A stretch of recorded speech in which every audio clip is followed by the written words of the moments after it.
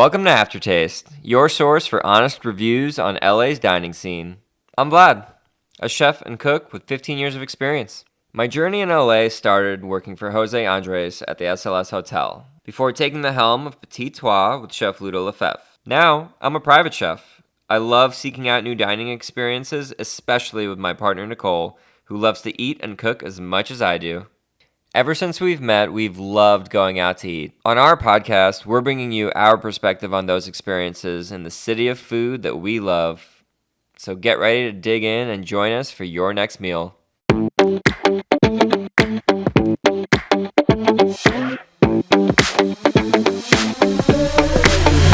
Welcome back to Aftertaste LA.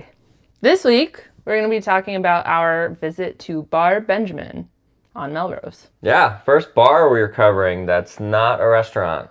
So trying to add a little bit more variety. Yeah, I mean, we also love trying bars. Yeah. Pretty much as we love trying restaurants. We have been lucky to visit bars in many different cities. So yeah, we're excited to talk about them. Yeah, I think a place like Bar Benjamin, there aren't a whole lot of places like that in LA that are very exclusively like you go there for the drinks. That is the focus. They do have some food, a couple of snack items here and there, but you're not going there for dinner. It's very focused on the cocktails portion. I think New York and Chicago do that really, really well. They have bars with lots of accolades, and LA I think is lagging behind in that department. LA needs more places like this where it's like, this is a bar, this is not a restaurant. They have food, but you're not going there for the food. It's just there to aid you in drinking. Yeah, so you don't, fall over because Right. your stomach was empty. Right. But it's not like a gastropub or a place with TVs where you're going to go there and hang out for several hours. You're going there to experience really well-crafted drinks and maybe have a snack. Yeah, you're going there to experience the drinks like you would experience food at a restaurant. Right, exactly. And we talk a lot between us about why Los Angeles is lagging behind on the really high quality bar scene. Yeah. And we have a lot of them are imports from other places, which is, that's fine and that's great and they are good. But a huge part of it and why it's so hard for us to grow bars here organically is because we don't have public transit at all. Right. Not a single one of our okay, that's an exaggeration. There are very, very few walkable areas of this city where you can walk to a bar or have a neighborhood bar or anything like that. So it just it really stifles things. Also, our bars close earlier than pretty much, I don't know, any of the other great drinking cities. Yeah, absolutely. I mean, you look at New York and some of the best bars in the world are there. You can go there at 11 at night, at midnight, and take the subway and get there easily and have some of the best drinks you're going to have on the planet. And we just don't have that here. We're starting to have that more. Yeah, I mean, RIP, the Varnish. Yeah. That was a real one. Sure. That's kind of, I know that this city is capable of it, but they just need to do it more. And I think maybe part of it is the rent here is really expensive. It's hard to have a bar only with that level of craftsmanship and not also have it be a restaurant. Because if you're going in there and you're getting one or two drinks and the check average is $40 versus a restaurant, you might have a check average of $200 for this quality and this level. It's hard to pay the rent when you're only selling one or two drinks per patron. This isn't a big place. But some of the other great bar cities like New York or Hong Kong, I don't think those rents are low. No, but the space is really small. Right. And we don't really do that so much. Yeah. New York is really good at taking the tiniest little hole in the wall and making it like one of the best places to go. And LA, somehow, like, we're a little spoiled here. We need more space to provide that level of service. I Versus New York, mean, you have like a tiny little shack and you can knock it out of the park. yeah, I mean, it drives me nuts. It Yeah. drives me absolutely crazy. I mean, part of it is our municipal codes. Certain buildings are, like businesses, are Yeah. required to have a certain amount of parking for, capacity. Oh my God. Yeah. No. I do think that the bureaucratic crap in this city really hinders restaurants and food and drink businesses so much. It's so hard. So many restaurants and bars close here. And I think part of that is that they're hamstrung by old laws and old rules that our administration has not really done a good job of addressing. Yeah. I mean, coming from the East Coast, it feels weird to like speak highly of New York government ever at all. Yeah. But somehow they've figured out how to make it just a bit more easy to thrive Yeah, for the I agree. businesses there. When you look at a place like Santa Monica and they're trying to be that whole, I think they did it with the promenade where there was like 1 or 2 days a week you can have open bottle on the street and have it be like a New Orleans situation or a Vegas. And like that may sound like the answer, but I think that they need to do a little bit more thinking and research and see what other cities are doing, like New York and Chicago, and implement that here in LA.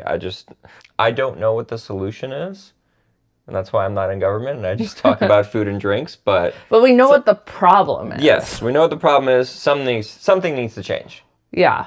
I mean, I'm thinking about Mamdani in New York when he ran. One of the big like videos that went really viral was talking about all the red tape and the fees and the licenses that small businesses, especially like delis, cafes, bodegas, like all that stuff that they have to deal with on the daily, that for them $100 license is a bigger expense. For a big Chipotle doesn't care. Chipotle can pay $100 no problem, but for a small business, like that is something that you have to put in your budget and think about. It definitely hurts your bottom line. Yeah. All right, let's get into it. Let's talk about Bar Benjamin. Yeah. Which is above the Benjamin, which opened, I think, last year. And really, really popular place. They're known for their burger. And kind of more of a restaurant bar situation with the Benjamin. Bar Benjamin definitely feels a little bit more, I don't want to say luxe, that might not be the right word, but it feels a little upscale. You walk in there and clearly it's a place that is taking themselves quite seriously. I like the design. I think a big part also of the reason that we went there is that it was open on a Tuesday night. Yeah. And it's actually really hard to find like really drinks forward, bartender forward bars that are open on Monday and Tuesday. Yeah. Because that's what we were between. We were going to go out Monday or we were going to go out Tuesday. So I looked for both of those days, and in terms of like bars that end up on like best bars list, there's only like 3-ish for each night. Yeah. Which is crazy. I think that and restaurants, it's so hard. Mondays and Tuesdays, those are the slowest days. And because it's so hard to maintain a business here, you end up either breaking even or losing money if you open on a Monday or Tuesday. Yeah. Although the way that how busy it was at Bar Benjamin, they're not losing any money on a Tuesday. No, yeah. I mean, yeah, I think they're not open I think they are closed on Mondays, but yeah. I think it's smart to be open on at least one of those days because you're picking up business that might have gone to another one of those bars that's closed on those days. Absolutely. I think that if so many places are now closed on Monday, Tuesdays, it's an opportunity for places that if their marketing is good and if their food and drinks are good, you can definitely get that inflow. Yeah. Do you think that, or I guess my read on it is this is still a pandemic hangover thing.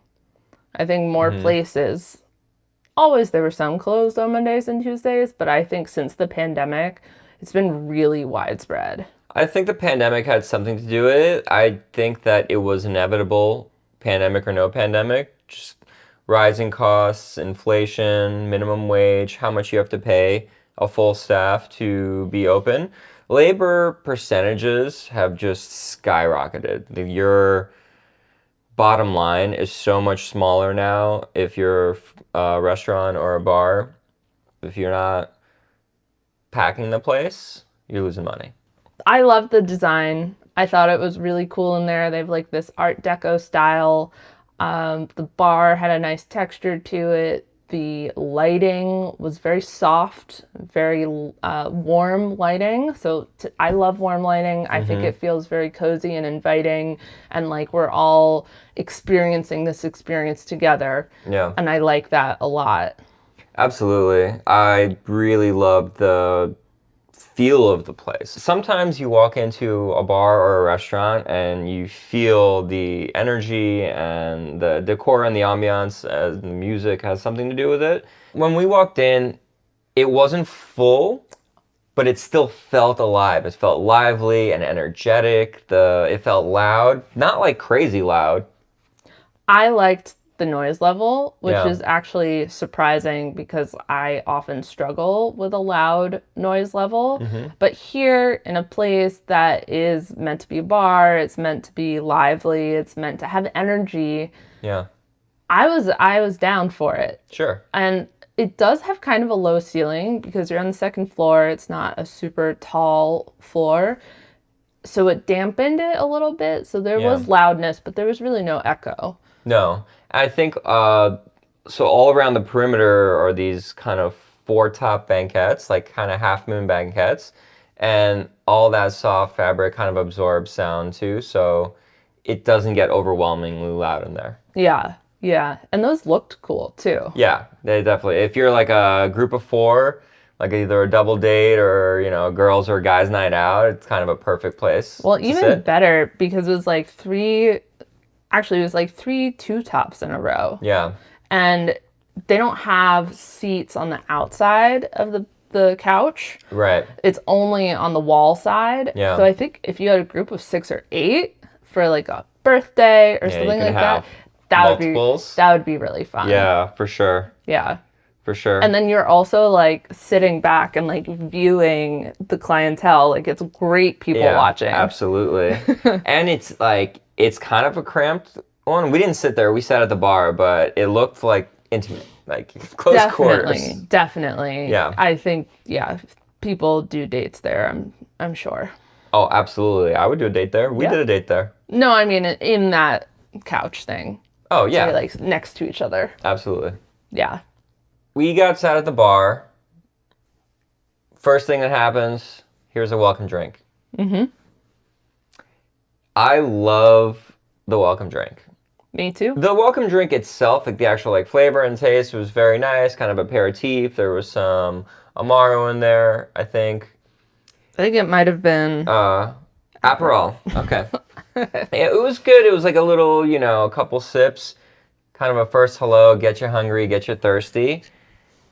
I think that more places need to do that. Yeah, I love it too. Psychologically, I think it automatically gets the customer on your side because, I just got a free thing. Right, you feel special. I don't really care that everyone else gets a free thing too. I just want my free thing, and I'm very happy to drink a free thing. Absolutely. And I also think it doesn't matter all that much like whether it's a drink that you like specifically, because you're just kind of dipping your toe into the flavors and the ethos of what they serve there. So it's not going to be everyone's like perfect, this is what I love. Yeah. But it doesn't matter. You're just getting in the headspace of, okay, like these are some crafted, intentional, using intentional ingredients kind of cocktails. Yeah.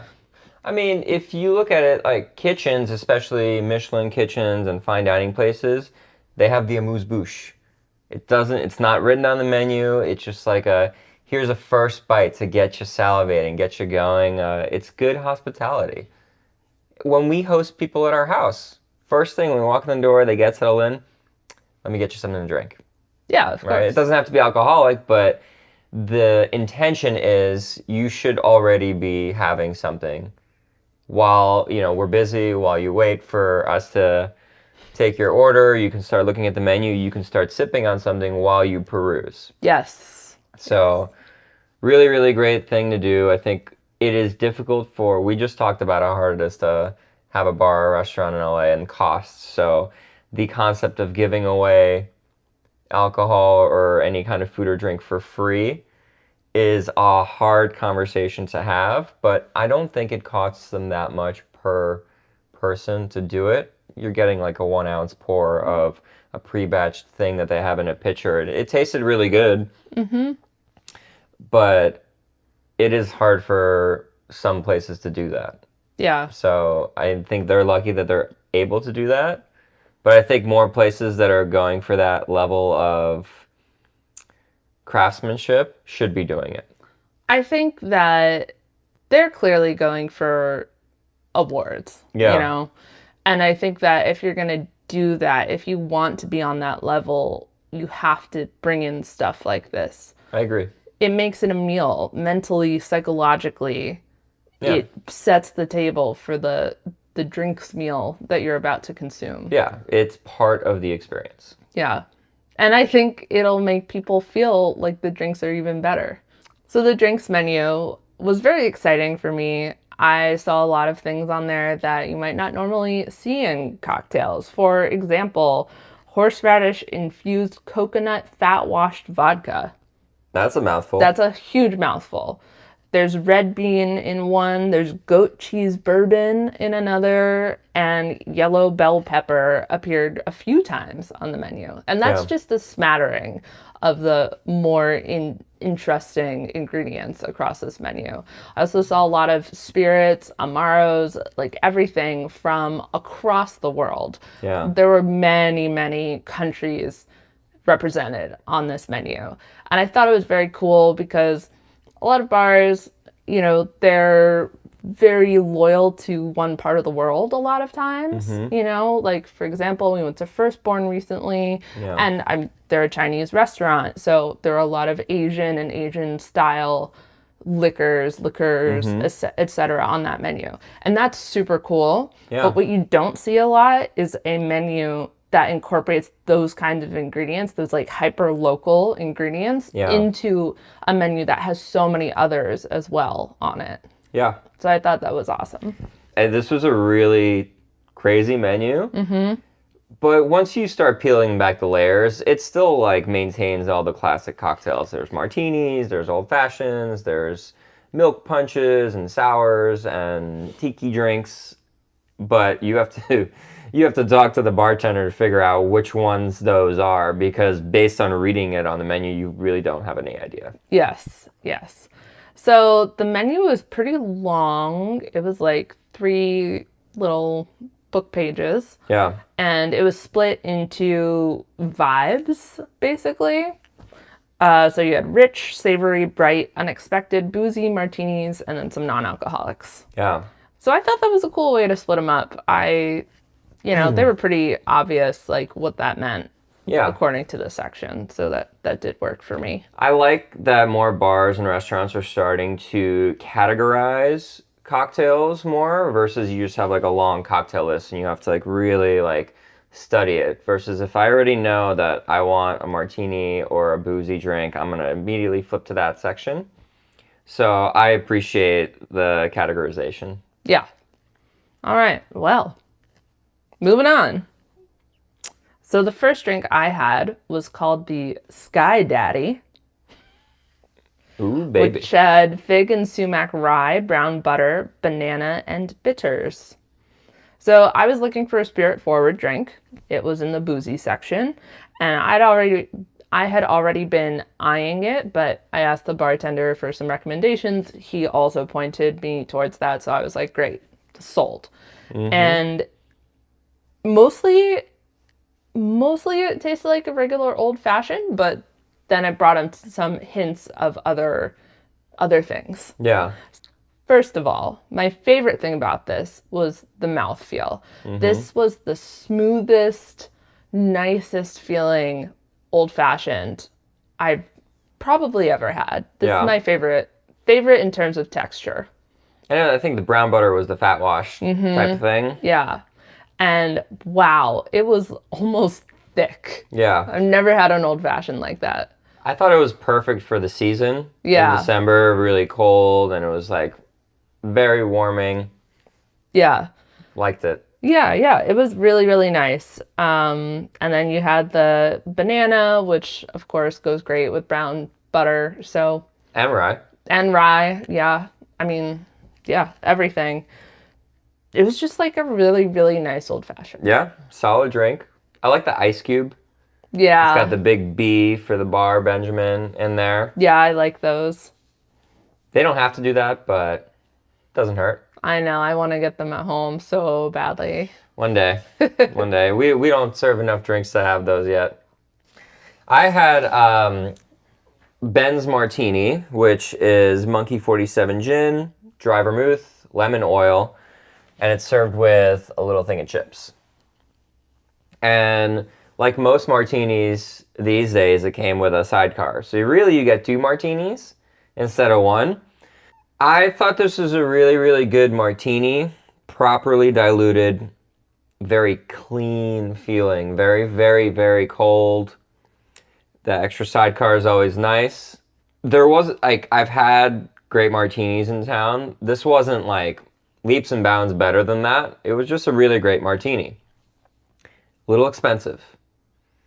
I think I would rather pay $20 and have that one really good martini and not have the sidecar, because you end up having 2 drinks. For a place like this, I want to try more drinks. So unless I only want to have a martini for the next half hour because you keep like refilling it, it's great. Yeah. But $30+ for any cocktail, I think cocktails are starting to veer into that like main entree price point. Yeah. It's a lot of money to spend on a drink. Yeah. Like, I think $20 to $25 for like a really well crafted drink should be the max, unless it has some crazy ingredient like caviar. Yeah, I thought it was really nice. It was very drinkable, which is not always the case for a martini. Yeah. Had I ordered it, I know I would have drunk it scary fast, like too fast. If it's a really properly diluted and cold martini, you can drink it very fast. I know. That's the danger. Yeah. But yeah, I liked it a lot. Actually, let's talk about dilution for a second, and drinks and cocktails. And I think a lot of people don't really know the most important ingredient in cocktails is water. Right? Would you say? Pretty much, yeah. And I think a lot of times you order a cocktail and it tastes really boozy, or it tastes like really sharp, like as if you're like taking a shot every time you're taking a sip, and that's not a properly diluted drink. Yes. When you take a sip of a really properly made drink, whether it's a martini, old fashioned, Negroni, anything, there shouldn't be any kind of like major bite when you take a sip of a really well-crafted drink, if it's properly diluted. Like, we're talking about like literal ratios here and percentages. Yeah. I mean, I recently made a bunch of freezer door cocktails, and I was shocked at how good they actually tasted, because it's math. At the end of the day, it's literally math. That's how I figured out how much water to put in these things. And I was like, oh, this isn't going to be good. I mean, it was for a party. So I was like, I'm not going to sit here and mix up each individual drink. So I have to do this. Yeah. But they came out great. Yeah, they were delicious. We kept them because we're like, well, of course we're going to drink them. They're really good. Yeah. It feels weird to be like, I'm going to pour water into this liquor drink. Yeah, it does. But when a bartender is stirring it for a long time, like the reason they're stirring it is because they're diluting it. Yes. And they're making it more palatable for you. Yeah. Unless you're taking a shot or sipping from like a snifter, like a pour of whiskey, it is an essential part of the drink. That's also why I'm extremely picky about ice and iced shapes and sizes. Yeah. And a really great bar.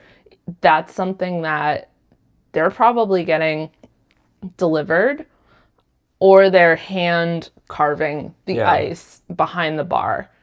And it's very intentional, just as much as any of the ingredients that they are making and putting in the drinks. I look at dilution the same way I look at making vinaigrette in the kitchen, where the ratios need to be right, the amount of oil, the amount of vinegar, because if you use too much vinegar, and let's say the vinegar is the alcohol in this scenario, if you use too much, it's going to be too aggressive and not pleasant when you put it on the salad. So it needs to be balanced in a perfect way for it to be a really, really good dressing. Same thing with a cocktail. Another thing you mentioned about, like, unless you're ordering a shot, a really good bartender in a really good place is going to dilute shots too. That's true. You're going to like shake it with some ice, pour them out so they're chilled and they're cold and they're a little diluted, so it's easier to take a shot. Plus, that way you can take more shots. That way you can take more shots. It's also like tastes better and is easier to take them if they're cold. Yeah. My second drink, because we only had 2 drinks each because we're responsible. Somewhat. Was... Responsible is not necessarily accurate.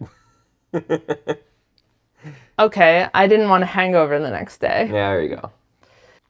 So the Rizzler was my second drink. And this was a drink that our bartender said was one of his 2 top favorites. Mm-hmm. And sometimes we ask, sometimes we don't. But this guy seemed like a pro. Seemed like he knew what he was talking about. Yeah. We'll talk more about the service later. But I was like, yeah, I trust him. He probably knows.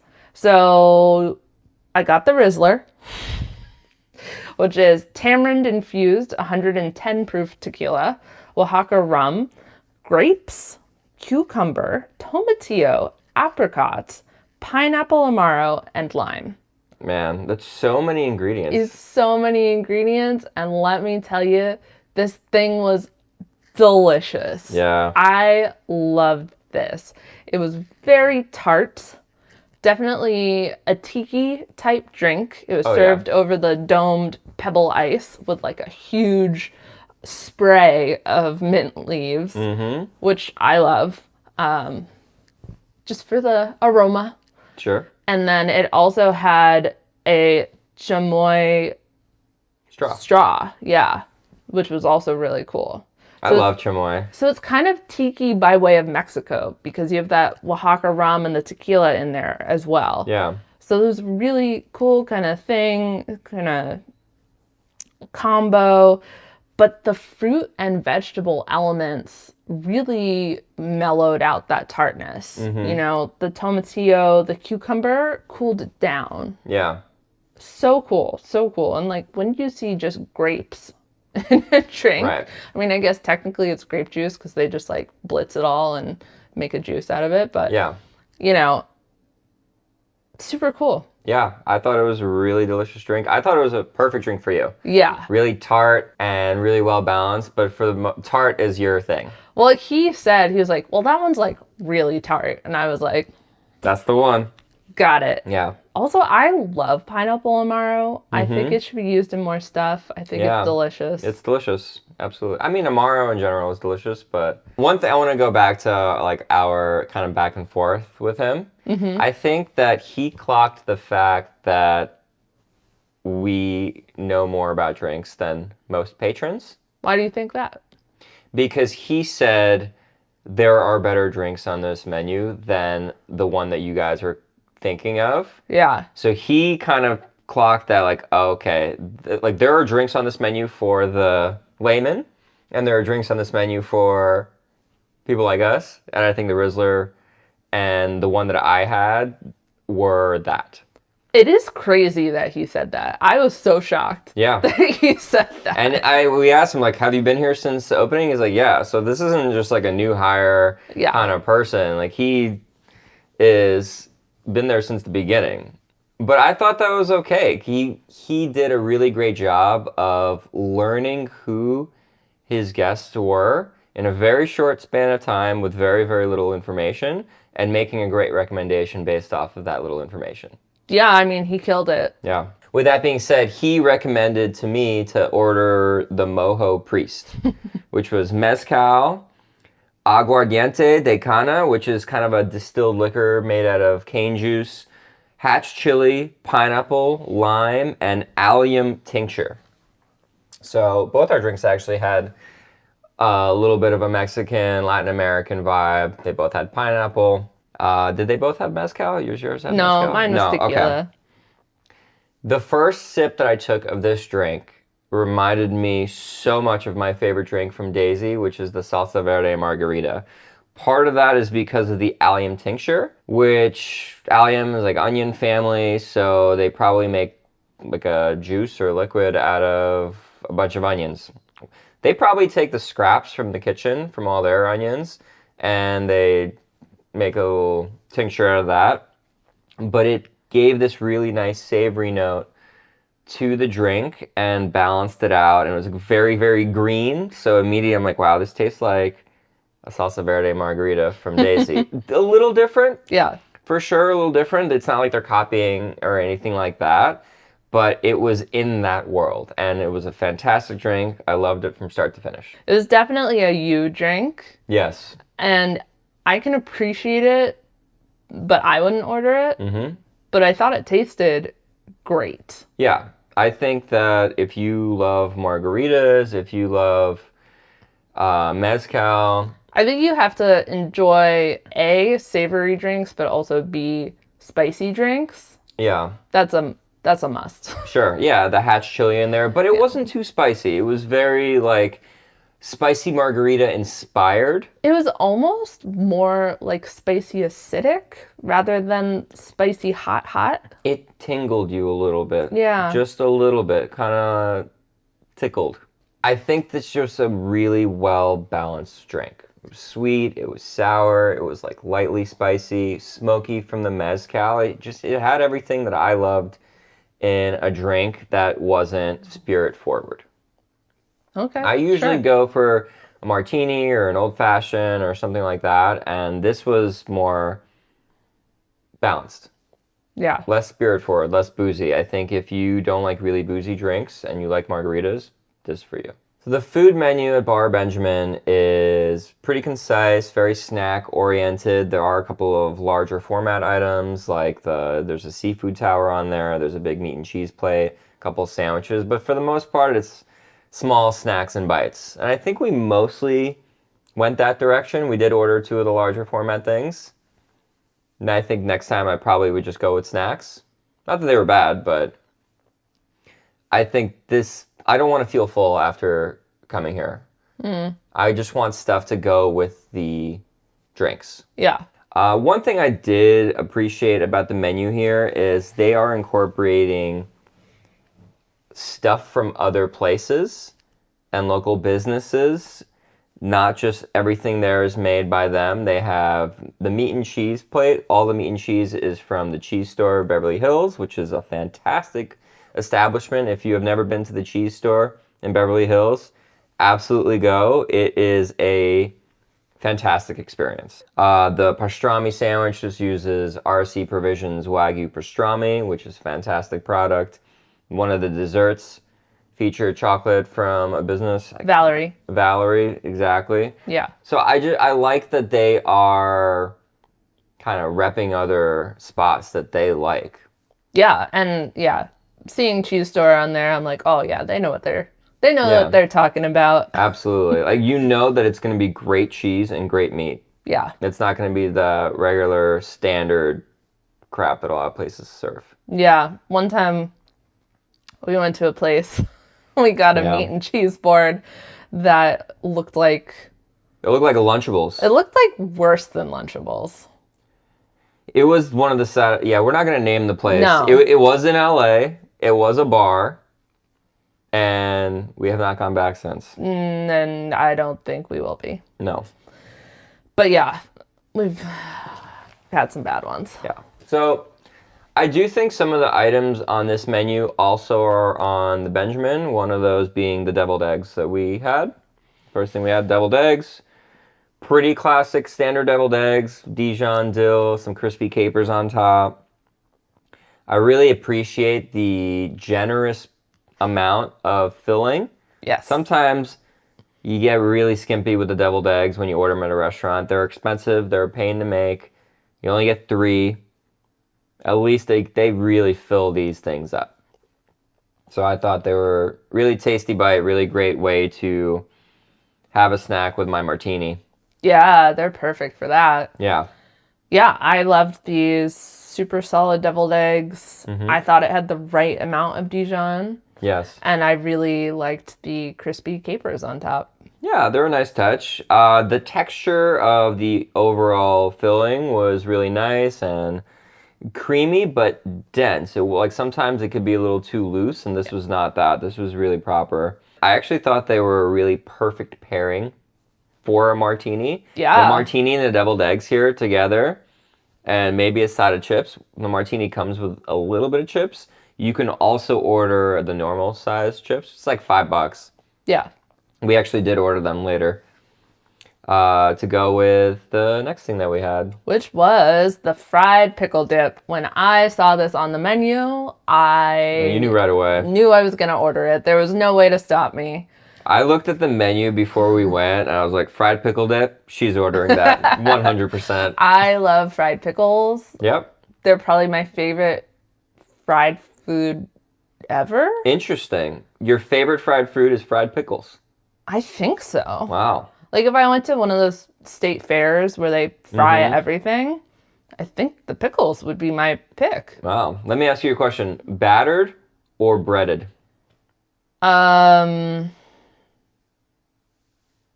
What is your ideal fried pickle? Battered or breaded? First of all, we gotta go with shape first. Oh, it's got to be chips. Not all of them are. I know, but nobody should ever... A fried pickle should not be a spear. It should be a chip. Thank you. Agreed. Because So, you need to dip it, and I want more individual ones. obviously. Who wants a fried pickle spear? It gets so hot, that pickle, and like that hot juice hits your mouth. Talking to you. It's terrible. Talking to you, Alamo Draft House. Woo. Damn, throwing shade at the business. Well, they were bought by a shitty new company, so they're not like smaller independent anymore. Yeah, I like fried. Here's my There was no actual fried pickles in this. Yes. It's fried pickle by inspiration. Which I don't care because I love pickles, so that's Yeah. fine too. For me, a perfect fried pickle needs to be a really, really light batter and a really thin pickle chip, because you don't want hot pickle juice. Yeah, no. You just want the pickle flavor and the tartness and a really good dip. Absolutely. Yes. This kind of took all that inspiration and put it into a ranch-style dip. Yeah, so it was incredible. It was whipped ranch, pickles, crispy breadcrumbs, so that's where you get the fry vibe from. Yeah, which I bet they toast or fry so that you have that kind of like toasty flavor. Yeah, really, really good. And then it was served with farmers market vegetables. Mm-hmm. It is the winter, so it was a pretty uniform. Very root vegetable, like carrots which is and radish. Fine. Carrots and cucumber and Yeah. radish. Fine with me. I don't care. I'm here for the dip. The radishes were kind of cut into, what was it? Like quarters? Quarters or thirds. Or It's something. hard to pick them up because they serve the pickle dip with the vegetables in the dip already. I think I prefer the vegetables on the side and I can dip them as I want. Because you're getting your fingers dirty when you pick up the radish.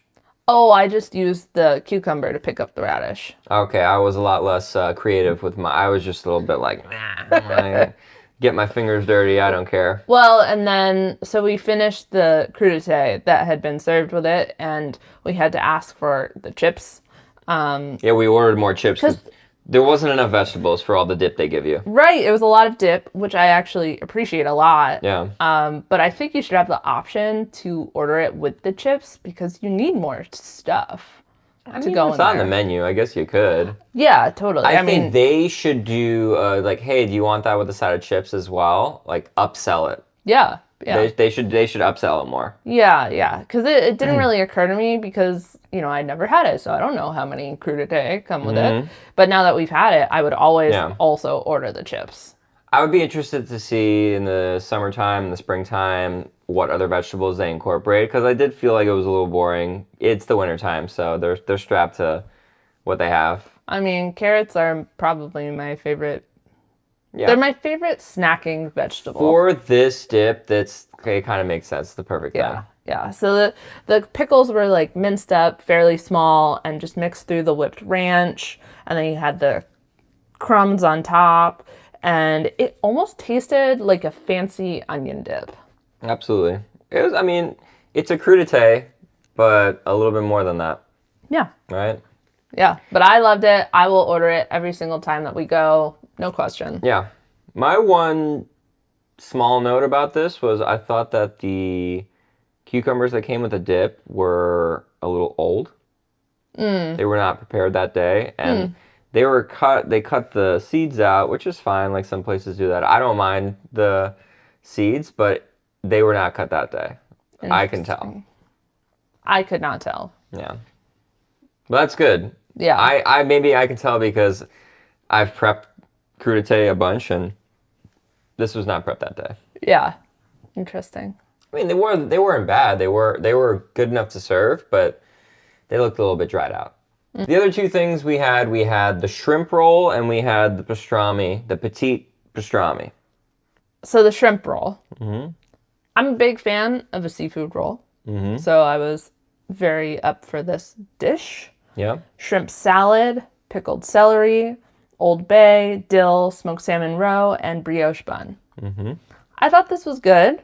Yeah, really tasty. The bun was properly toasted, center cut bun, which you should have for a seafood roll, in my opinion. I liked the smoked salmon roe actually, a lot. Yeah, and you don't really like roe. I don't like the bursting. Right. But I think because it was smoked, it was kind of mellowed. Yeah. And I really liked that. It was good. Yeah. And I also like the pickled celery. I'm really down for that as an element in seafood salad. I think it's great. Yeah.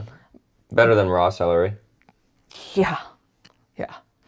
The one thing about this, $30. A little pricey. And it was not that big a roll. No. And I was like, is it really that expensive? So I looked around at some of the prices for lobster rolls that we've had. And they range from like 36 was probably the cheapest that I saw, 42. And I'm like, at $30, give me a lobster roll, like a small lobster roll. I'd much rather have a lobster roll than pay $30 for a shrimp roll. Yeah. Also, shrimp, I don't know if you buy it at the grocery store, like this was not any special kind of shrimp. This was just kind of your general run-of-the-mill shrimp. Yeah. Regular shrimp don't cost that much. They're amongst the cheaper proteins that you can get in the fish section. Oh, the house-made brioche, the labor, the salmon roe, all of those things are kind of incorporated into the price of this thing. I don't think it's necessarily overpriced. Like they're not trying to get one over on anyone here. They got to make their costs back on some of this stuff. But as a diner, as someone that's coming here to enjoy the drinks mostly, I don't know if it's worth ordering this. Exactly. That's what I'm saying. I don't think I'd get it again. Yeah, this is coming back to what I was saying earlier where I'm like, I'd rather just get like the deviled eggs and some fried pickle dip, and maybe if I want to splurge on something, I'll get the meat and cheese, because then it's like, I want to enjoy the drinks here. I want to snack on stuff. I did really like the shrimp roll. I thought it was tasty. I thought that it was well prepared. I did think the shrimp were a little bit overcooked. Nothing crazy, but for me, they felt a little bit, I don't know, tough. And the shrimp salad itself, I wanted a little bit more mayo. Like, it was just a little dry for me. The butter on the shrimp roll, the actual like bun, counterbalanced that. So it was enjoyable, but again, I'd probably skip it next time just because this is not what I want to have sitting at a bar or drinking extremely fancy, well-made drinks. Yeah. The drinks are so good here that I don't need something heavy like that. Which is the same way I felt about the Petit Pastrami, which we had. And that was RC Vision's pastrami, pickled fennel, some mustard, and a house-made rye bun. And it was really thick cut pastrami, and it was like really tall and really. It was kind of in between a slider and a burger bun, like in between size. Yeah. And I was able to cut it in half, and we were able to share it. But it's like really tall. Like you're not fitting this whole thing in your mouth if you don't have a big mouth. And I got a big, loud mouth, so I did fit it. But it was a challenge to eat this. It was tasty. It was very good. The pastrami is delicious. The bun was a really great flavor. It was a bit dense and dry for this, especially if there's no like Thousand Island dressing or like what you would consider like a Reuben or a classic pastrami sandwich. It tasted good, but again, it was extremely heavy. I felt a little bit full afterwards, and it's just not what I wanted for this experience here. Yeah, it wrecked me. Yeah. Like, I could, like, the Wagyu was just, it was melt in your mouth. Yeah, it was delicious. It was definitely delicious. I think I needed more of that pickled fennel to really cut through it, because Wagyu is so fatty. Pastrami, always so rich. Yeah. You know, like you need more of a punch there to keep it from just obliterating your taste buds, but also your tummy, at least for me. I'm glad that we ordered both of the sandwiches so that we figured out that we don't need to order the sandwiches next time we come, because we're definitely going to go back to Bar Benjamin for the drinks. Yeah. And the fried pickle dip. And the fried pickle dip. I think just like that kind of thing, I want it at a gastropub. I want to be watching the game and have a beer. Yeah. Like, it's perfect with a beer. It doesn't pair well with drinks. Yeah, especially like the second drink I got is this tart tiki drink. Yeah. Definitely. Yeah, it's not what you want. It's too clashing. Okay, that's everything that we had at Bar Benjamin for our visit. Let's go over the service. I thought the service was good. Host was great. Yeah. Had everything under control. Our bartender, like we mentioned, definitely a pro. Yeah, 100%. The way I was so amazed, not amazed, like there are pro bartenders I've seen before who can really have a conversation while making complicated drinks, but like seeing it right in front of you, I'm always mesmerized. Yeah. And he was cranking out drinks. You could see him like he's got like 4 drinks, 6 drinks, 2 drinks, and then he'll be like, you guys want anything? You guys need to order any food? Like, he made the time to check back in. There were 2 bartenders working the bar that night, and they were kind of like crossing. Like, sometimes the bartender, like one half and the other half, they were kind of like doing a dance. Yeah, yeah. One thing I think they do well, and I think a lot of really high-end bars do, is they pre-batch a lot of their cocktails. And I think a lot of people are off-put by that idea. But it is so smart. It makes it so service goes quick. You may order an old fashioned or any kind of spirit forward thing. They already have a lot of it pre-made, so they just need to mix it and add their final garnishes. So this way, like, he can make 4 to 6 of these well-crafted cocktails without necessarily having to worry about tasting each one at each step.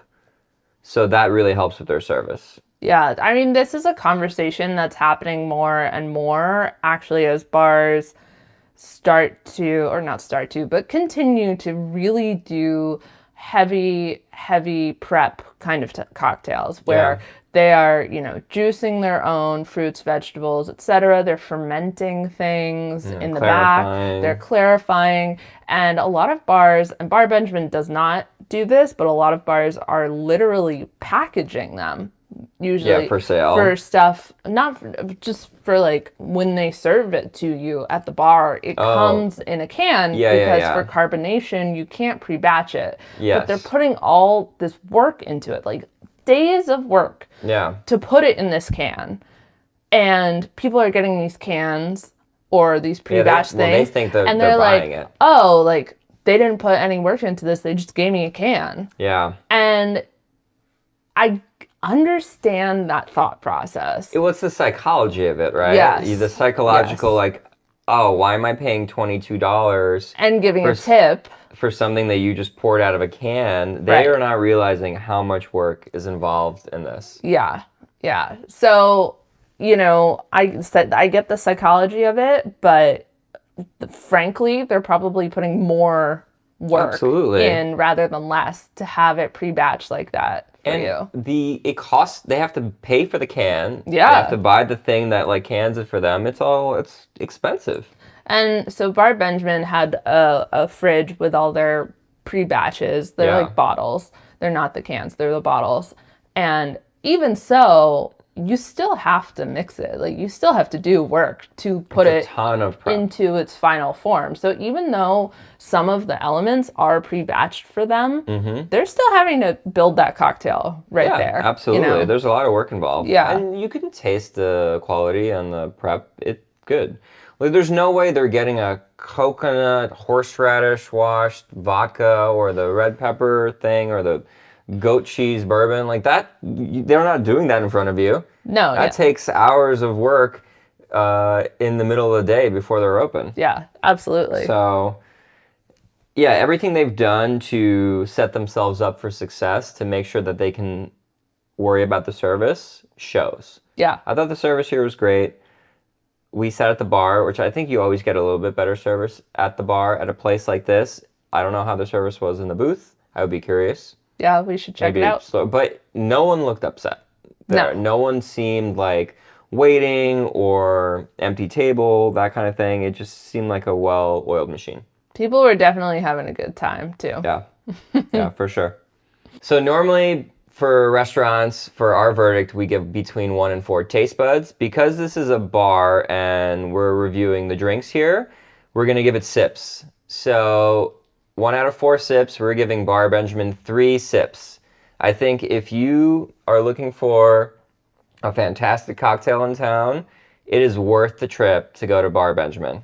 To find a menu where they really care about their output and they really take care with their ingredients, it's super solid for that. I think it's especially great because it's basically like right in the middle of the like main LA basin. Yeah, it's a great location. So if you have friends in the Valley, if you have friends in South LA and out, let's say in Santa Monica or Venice, and then some friends from like Highland Park, it is fairly in the middle of all those things. Yeah, absolutely. Which I think is great, and I think you actually see it reflected in the clientele there. It was one of the most diverse crowds that I've seen at a bar anywhere in LA. I think LA tends to be very segregated by neighborhood, and this felt like a real pulling from all the different parts of LA, all the different cultures that we have here that sometimes are quite separate. Yeah. And it's nice that we mentioned earlier that the drinks were like that too. That's true. So it all works. Yeah. I would say we did, find some of the food items weren't for us for this type of place, but the level of care that they put into the food, even though it's a bar and the drinks are the most important part, I think it's there and it's a great accompaniment to that. I will say, solid date spot. I think this is a really awesome date spot. Yeah, it does get loud later, so if you actually want to hear each other and not just have a good time, maybe go a little bit earlier in the night so you can have a conversation. I don't think it's a first date spot. Exactly. I think it's like a second or third date spot. You've already done the song and dance of learning about each other, and now you're here to have a really good time. Yeah. You get to enjoy that. Yeah. We like these things together. We did, we did a bang bang. We went to Bar Benjamin, and then we got dessert at Petit Pastrami. That was really awesome. I would recommend anyone do that. Or I think for Bar Benjamin, you go and you have some drinks, you maybe have a snack, and then go to Mozza or go to Kispaka or Petit Pastrami for dinner. See, I was going to say the opposite. You go for dinner first, and drinks and then afterwards. you go for drinks, and you can drink forever. Well, that's the beautiful part about a bang bang. You can go either direction there, but the location is great because it's right. You can even go downstairs to the Benjamin and have dinner there, or the other way, or have dinner at the Benjamin, go upstairs. It's a really nice place where there's food there, but the drinks is why you go. So you don't need the food. Right. You can find your food elsewhere. And I think that's why we're in 3 territory here, because we are talking about a bar. Primarily, this is a bar. Yes. It's about the drinks, and that is going to give us most of our weight on the rating. And yeah, it's in a great location. There's a lot of other businesses, food places, other bars. You can have a heck of a night going down that strip. Sure can. Yeah. All right. Well, that was probably our longest verdict in a bit, but with that being said, we'll see you guys on the next one. Thank you for joining us.